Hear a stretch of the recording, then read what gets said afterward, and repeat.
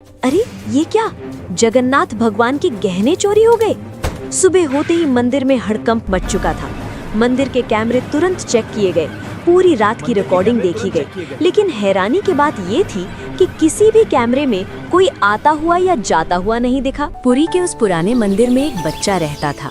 कोई बाहर वाला देखे तो सोचे कि मंदिर में बच्चा कैसे रह सकता है, लेकिन जो लोग वहाँ रोज आते थे वो जानते थे कि ये बच्चा मंदिर का ही हिस्सा था। उसका कोई नाम कागजों में नहीं था, ना माँ थी, ना बाप, ना कोई पहचान। लोग उसे बस मुगु कहकर बुलाते थे। मुगु की उम्र कोई 8 या 9 साल रही होगी। फटे कपड़े, नंगे पैर और आंखों में एक अजीब सी शांति। वो मंदिर में ही सोता था, मंदिर में ही भूखा रहता था और मंदिर में ही हंस लेता था। जब कोई उससे पूछता कि तेरा घर कहाँ है, तो वो बिना सोचे सीधा भगवान जगन्नाथ की मूर्ति की तरफ देखता और कहता, यही जहाँ जगन्नाथ जी रहते हैं। लोग इसे बच्चों की मासूमियत समझते थे, लेकिन मुगु मजाक नहीं कर रहा होता था। मुगु भगवान जगन्नाथ को भगवान नहीं मानता था, वो उन्हें अपना सबसे अच्छा दोस्त मानता था। हर सुबह वो मूर्ति के सामने बैठकर बोलता, आज देर हो गई दोस्त, पुजारी अंकल ने झाड़ू नहीं दी। कभी शिकायत करता कल तुमने सपना क्यों नहीं भेजा? और कभी रूठ जाता, अगर आज खिचड़ी नहीं मिली ना तो मैं बात नहीं करूंगा। अजीब बात ये थी कि मुगु की बातें कभी खाली नहीं जाती थी। एक दिन दोपहर की आरती के बाद मंदिर में एक औरत आई। उसके कपड़े फटे थे, आंखें सूजी हुई थीं और आवाज कांप रही थी। वो भगवान के सामने गिर पड़ी और रोते हुए बोली, मेरे बच्चे को बचा लो। कहाँ? वो अस्पताल में है, डॉक्टर कह रहे हैं बिना पैसों के इलाज नहीं होगा। मंदिर में लोग खड़े थे। कोई बोला, भगवान पर छोड़ दो, जो होगा अच्छा होगा। लेकिन कोई आगे नहीं बढ़ा। मुगु सब देख रहा था। वो धीरे से उस औरत के पास गया और पूछा, आंटी आपका बच्चा कितना छोटा है? औरत ने रोते हुए कहा, तेरे जितना। मुगु चुप हो गया। उस रात जब मंदिर बंद हो गया और सब लोग चले गए, मुगु अकेला भगवान के सामने बैठा रहा। बहुत देर तक वो कुछ नहीं बोला, फिर धीरे से पूछा, दोस्त, वो बच्चा मर जाएगा क्या? मूर्ति चुप थी। मुगु की आंखें भर आईं। उसने कहा, अगर उसके पास माँ है तो उसे क्यों ले जाओगे? उसी पल मुगु को ऐसा लगा जैसे किसी ने बहुत पास से कहा हो, मेरी मोतियों की माला ले जाओ। मुगु घबरा गया। उसने मूर्ति की तरफ देखा और सच? बोला, आप नाराज नहीं आप होगे? नाराज नहीं होगे? कोई जवाब नहीं आया, लेकिन मुगु की नजर माला पर टिक गई। अगली सुबह मंदिर में हड़कंप मच गया। पुजारी चिल्लाने लगे, अरे ये क्या, भगवान की मोतियों की माला गायब है। मंदिर के कैमरे चेक किए गए, पूरी रात की रिकॉर्डिंग देखी गई, लेकिन ना कोई आता दिखा ना कोई जाता। तभी एक आदमी बोला, कल रात मैंने उसी बच्चे को मंदिर में घूमते देखा था। सबकी नजर एक साथ मुगु पर चली गई। मुगु कुछ नहीं बोला, उसकी मुट्ठी कांप रही थी। उसी समय मंदिर के बाहर वही औरत खुशी से रो रही थी। वो सबको बता रही थी कि किसी ने भगवान की माला बेचकर उसके बच्चे का ऑपरेशन करवा दिया। मंदिर के अंदर लोग भगवान को देख रहे थे और मंदिर के बीच में एक बच्चा चुपचाप खड़ा था। एक पुजारी ने परेशान होकर कहा, अगर कोई इंसान आया होता तो कैमरे में जरूर दिखता। दूसरे पुजारी ने धीरे से कहा, ऐसा तो तभी हो सकता है जब कोई आया ही ना हो। लोगों में खुसुर पुसुर बढ़ने लगी और हर कोई एक दूसरे की तरफ शक से देखने लगा। उसी भीड़ में एक आदमी ने अचानक कहा, रात को मैंने मुगु को मंदिर में घूमते देखा था। ये बात सुनते ही सबकी नजर एक साथ मुगु पर चली गई। मुगु उस समय मंदिर के एक कोने में खड़ा था और उसे समझ नहीं आ रहा था कि सब लोग उसे ऐसे क्यों देख रहे हैं। एक आदमी ने सख्त आवाज में पूछा, तू रात को मंदिर में क्या कर रहा था?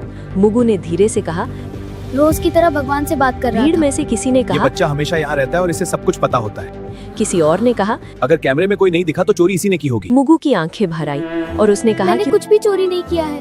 मैंने जो उसने बस किया वो इतना कहा भगवान के कि कहने उसने पर जो था। किया वो भगवान के कहने पर किया था। ये सुनकर लोग हंस पड़े और किसी ने ताना मारते हुए कहा, भगवान बच्चों से चोरी नहीं करवाते। मुगु कुछ नहीं बोला और उसकी नजर जमीन पर टिक गई। उसी समय मंदिर के बाहर शोर मच गया, क्योंकि वही औरत भागती हुई आई थी जो कल रो रही थी। वो खुशी से कांपती आवाज में बता रही थी कि उसके बच्चे का ऑपरेशन हो गया है और डॉक्टरों ने जान बचा ली है।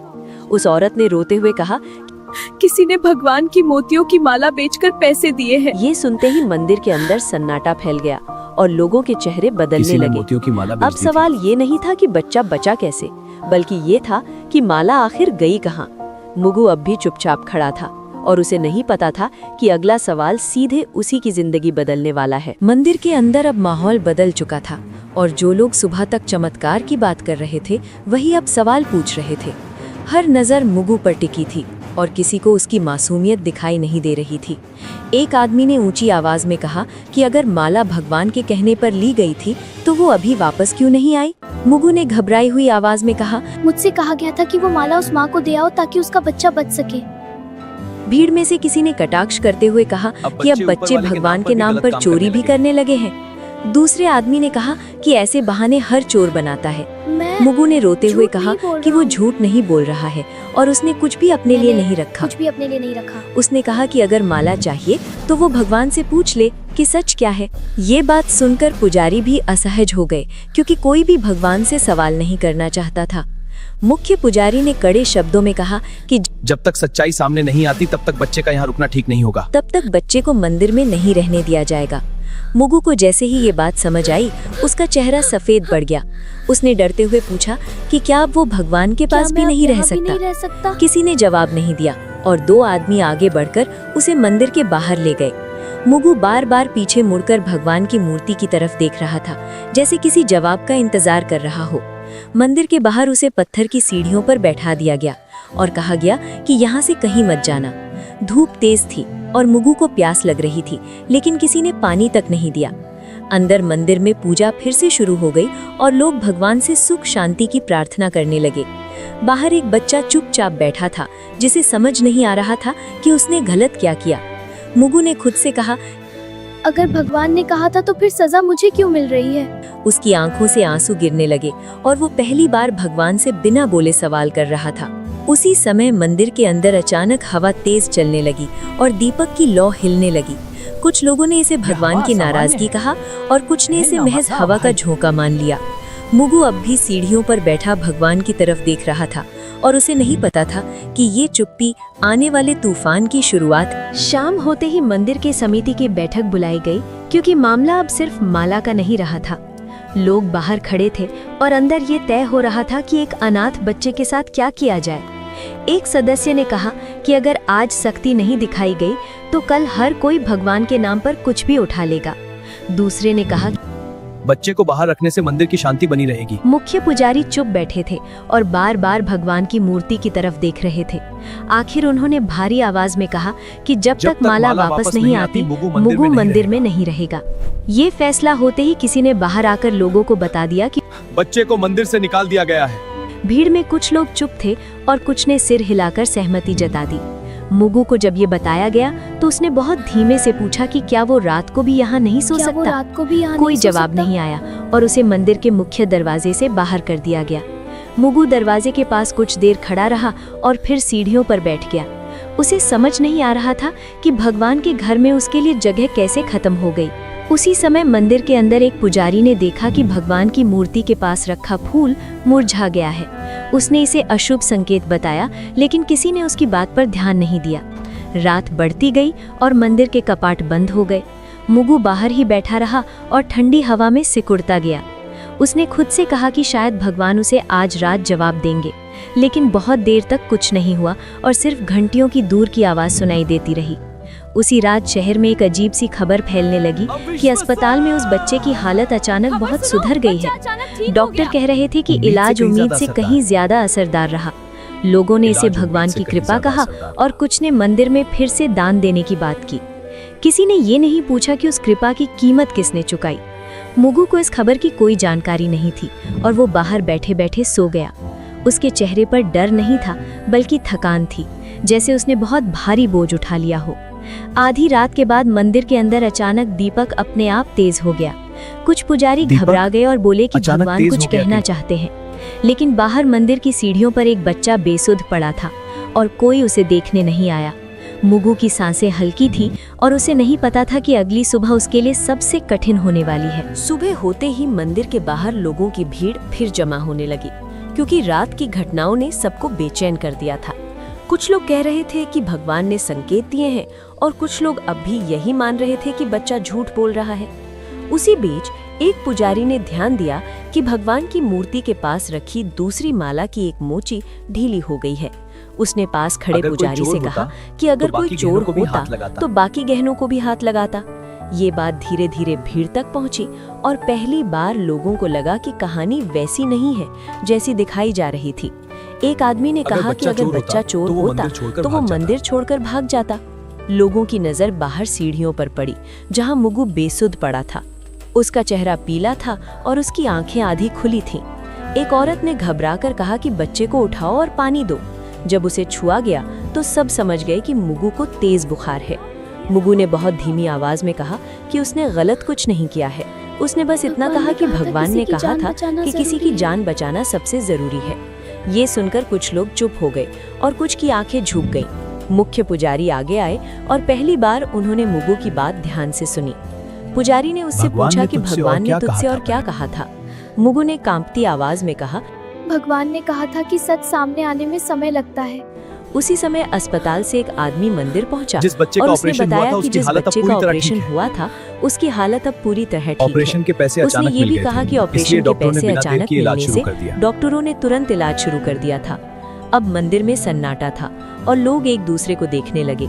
सबको समझ आ रहा था कि अगर माला न गई होती तो शायद वो बच्चा आज जिंदा न होता। लेकिन सवाल अब भी वही था कि माला मंदिर से बाहर कैसे गई। किसी ने फिर से कैमरे देखने की बात कही। जब कैमरे दोबारा चेक किए गए तो एक अजीब बात सामने आई। रात के ठीक उसी समय जब माला गायब हुई थी, सभी कैमरे कुछ सेकंड के लिए अपने आप बंद हो गए थे। टेक्नीशियन ने कहा कि ये आम बात नहीं है और बिजली में कोई दिक्कत भी नहीं हुई थी। लोगों के चेहरे पर डर साफ दिखाई देने लगा। मुख्य पुजारी ने भारी आवाज में कहा कि अगर ये सब सच है तो ये चोरी नहीं थी। उन्होंने कहा कि ये किसी की परीक्षा हो सकती है। मुगु को उठाकर अंदर लाया गया और पहली बार उसे भगवान के सामने बैठाया गया। उसने थकी हुई आंखों से मूर्ति को देखा और बहुत धीमे से कहा कि उसने वही किया जो दोस्त ने कहा था। लोग चुप थे और किसी के पास कहने को कुछ नहीं था। सबको लग रहा था कि सच्चाई सामने आ रही है, लेकिन अभी पूरी नहीं हुई है। मंदिर के अंदर अब सन्नाटा था, लेकिन उस सन्नाटे में भी कुछ लोग सच को मानने के लिए तैयार नहीं थे। एक सदस्य ने कहा कि कैमरे बंद होना तकनीकी गड़बड़ी भी हो सकती है और इसे चमत्कार मान लेना ठीक नहीं है। दूसरे ने कहा कि अगर आज बच्चे की बात मान ली गई तो कल कोई और भी भगवान का नाम लेकर चोरी करेगा। ये बातें सुनकर कुछ लोग सहमति में सिर हिलाने लगे। मुगु को अंदर लाने के बाद उसकी हालत और बिगड़ने लगी थी। उसका शरीर तप रहा था और सांसें तेज हो गई थी। एक पुजारी ने कहा कि बच्चे को डॉक्टर के पास ले जाना चाहिए, लेकिन समिति के एक आदमी ने कहा कि पहले सच्चाई तय होनी चाहिए, इलाज बाद में भी हो सकता है। ये बात सुनकर कुछ लोग असहज हो गए, लेकिन किसी ने खुलकर विरोध नहीं किया। मुगु ने आंखें खोलकर बहुत धीमे से कहा कि उसे अब डर नहीं लग रहा है। उसने कहा कि अगर वो बाहर ही मर जाता तो भी उसने सही काम किया होता। ये सुनते ही मंदिर के अंदर खड़े कुछ लोगों की आंखें भर आईं। उसी समय एक आदमी जोर से बोला कि अगर बच्चा इतना ही सच्चा है तो भगवान उसे क्यों नहीं बचा रहे। ये सवाल ऐसा था जिसे कोई सुनना नहीं चाहता था। मुगु ने कमजोर आवाज में कहा कि भगवान हमेशा किसी को बचाने नहीं आते। उसने कहा कि कभी-कभी भगवान चाहते हैं कि इंसान सही फैसला ले। ये बात सुनते ही मंदिर में कुछ लोगों को गुस्सा आ गया। एक आदमी ने कहा कि ये बच्चा भगवान बनकर बोल रहा है। मुगु ने बहुत मुश्किल से मुस्कुराते हुए कहा कि वो भगवान नहीं है, बस दोस्त की बात बता रहा है। उसकी आंखें धीरे धीरे बंद होने लगी। उसी समय बाहर से आवाज आई कि एम्बुलेंस आ गई है। कुछ लोग राहत की सांस लेने लगे और कुछ अब भी खड़े रहे।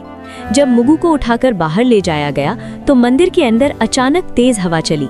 दीपक की लौ एक पल के लिए सीधी खड़ी हो गई। कुछ पुजारी डर गए और बोले कि अब देर हो चुकी है। किसी ने पूछा कि किस बात के लिए देर हो चुकी है, लेकिन कोई जवाब नहीं आया। मुगु को एम्बुलेंस में डाल दिया गया और दरवाजा बंद हो गया। उसकी उंगलियां ढीली पड़ रही थीं और उसकी सांस बहुत हल्की हो गई थी। मंदिर के अंदर लोग अब भी बहस कर रहे थे कि सच क्या है। उसी समय एम्बुलेंस के सायरन की आवाज दूर होती चली गई। मुख्य पुजारी ने भगवान की मूर्ति की तरफ देखा और पहली बार उनकी आंखें भर आईं। उन्हें समझ आ गया था कि सही और गलत के बीच का वक्त बहुत कीमती होता है। एम्बुलेंस के जाते ही मंदिर के अंदर एक अजीब सी खामोशी फैल गई और बहस अपने आप रुक गई। लोग एक दूसरे का चेहरा देख रहे थे, जैसे सबको अचानक समझ आ गया हो कि अब शब्द बेकार हैं।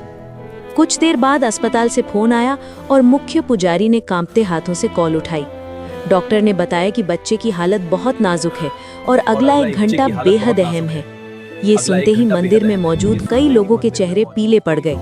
किसी ने धीमे से कहा कि अगर हमने उसे पहले भेज दिया होता तो शायद हालात अलग होते।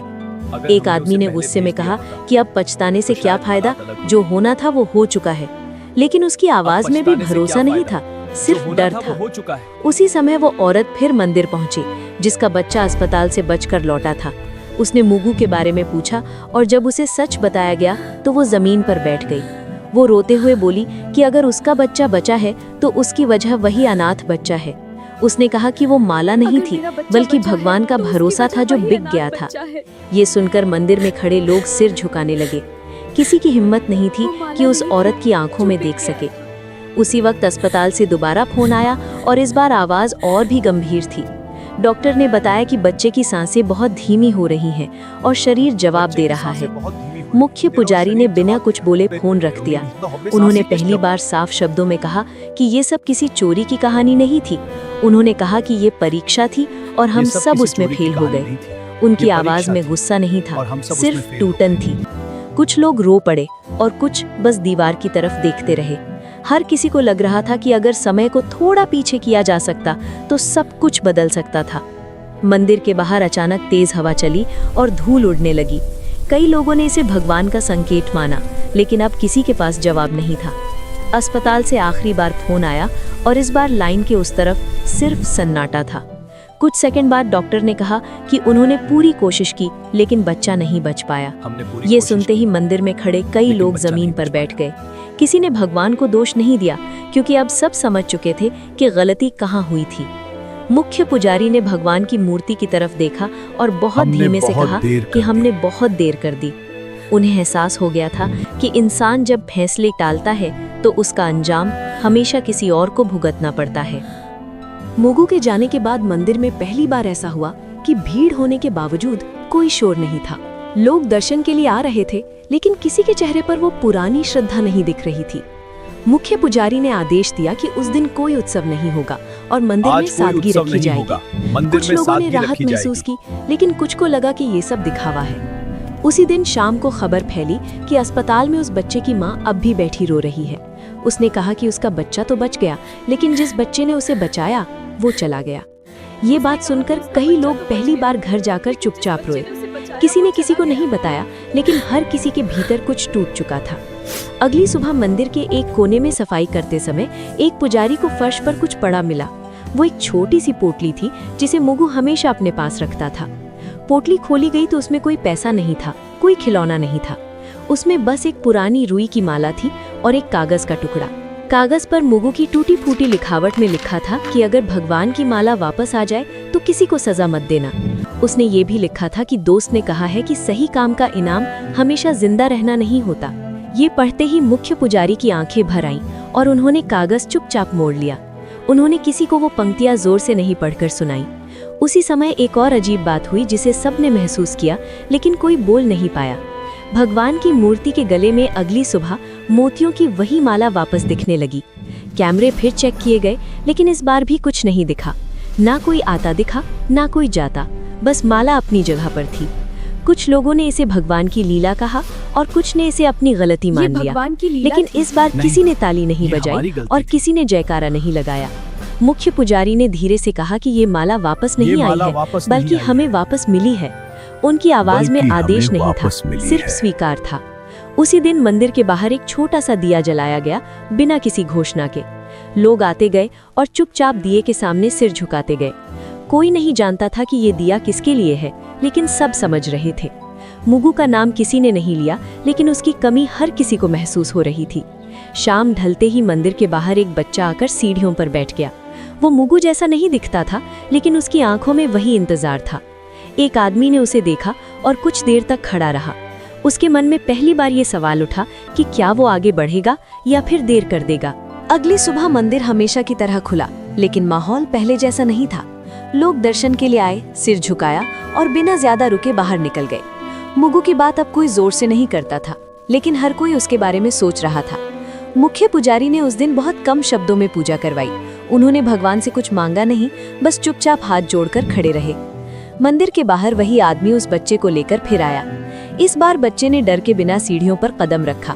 किसी ने टोका नहीं, किसी ने सवाल नहीं किया। जैसे सब समझ गए हों कि कुछ सवालों का जवाब नियम नहीं होते। उस बच्चे को खाना दिया गया, पानी दिया गया और एक कोने में बैठा दिया गया। वो बार बार भगवान की मूर्ति की तरफ देख रहा था।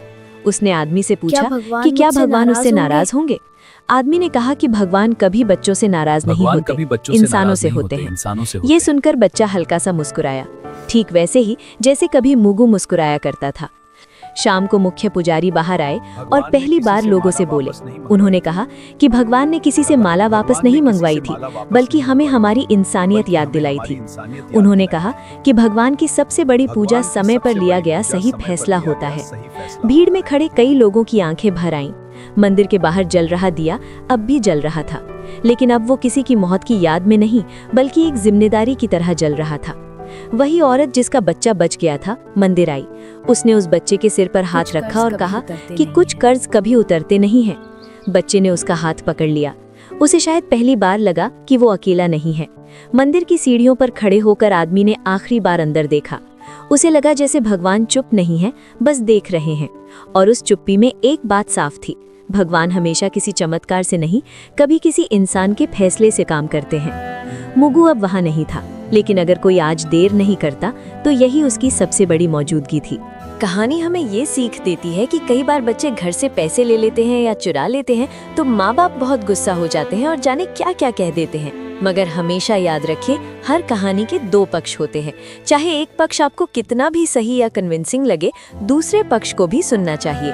पहले ये जानिए कि उस बच्चे की स्थिति और परिस्थिति क्या है, उसके बाद ही कोई निर्णय ले और उसे प्यार से समझाएं। अगर आपको ये कहानी या इसकी सीख अच्छी लगी हो तो कमेंट में जय जगन्नाथ लिखें और इसे दूसरों के साथ भी साझा करें ताकि वे भी इससे सीख सके। जय जगन्नाथ।